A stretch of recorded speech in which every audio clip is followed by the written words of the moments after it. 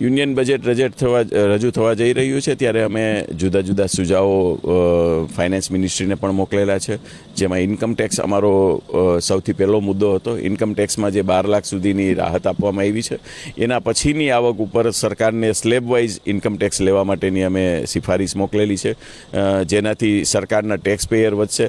અને આ પરિસ્થિતિમાં 12 લાખથી થોડી પણ આવક કોઈની વધારે થાય છે તો એની ટેક્સની બચત કરીને નીલ ટેક્સ રિટર્ન કરવા બાજુ ટેક્સ પેયર પ્રેરાશે. એની જગ્યાએ જો એને સ્લેબ કરવામાં આવે તો સરકારની આવકમાં ઘણો બધો વધારો થશે. એના સિવાયની સારી વાત એ થશે કે ટેક્સ પેયર સરકારના બુક્સની અંદર વધારે નોંધાશે, ટેક્સ પેયર્સની સંખ્યા વધશે. એટલે ઇન્કમ ટેક્સ માટે અમે એક રજૂઆત કરવામાં આવી છે.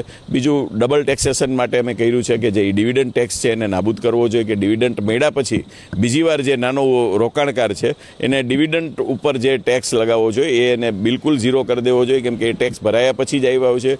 ત્રીજી વાત, એક જીએસટીમાં રિફોર્મેશન નવું લાવવામાં આવ્યું છે.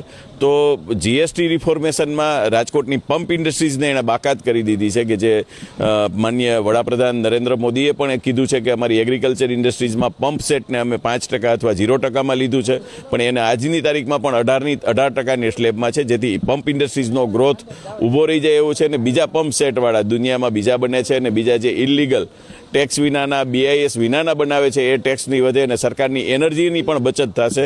તો જો સરકાર 5%માં આનું ટેક્સનું રિફોર્મેશન કરે. MSME ગ્રોથ માટે સરકાર પાસે અમે જુદી રજૂઆત માંગી છે કે સરકાર પહેલાં ટેકનોલોજી ફંડ માટે પણ ઘણી બધી સહાય આપતી હતી, એ ઘણા વર્ષોથી સરકારે બંધ કરી દીધી છે.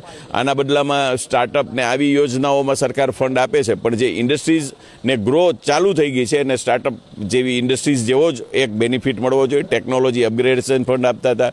ટ્રેડ ડેવલપમેન્ટ માટે સરકારના ખૂબ સારા પ્રયત્નો હતા.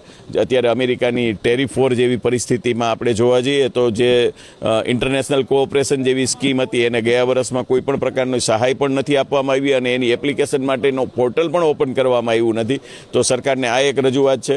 રાજકોટ એક દુનિયામાં સૌથી ફાસ્ટેસ્ટ ગ્રોઈંગ સિટી તરીકે ઓળખાય છે, જ્યારે ઇન્ટરનેશનલ એરપોર્ટની એક સરકાર દ્વારા રાજકોટને ભેટ આપવામાં આવી છે. એના લગભગ 2 વર્ષ જેવું થવા આવ્યું છે. આજની તારીખ સુધી પણ ઇન્ટરનેશનલ ફ્લાઇટ નથી ઓપરેટ થઈ શકતી.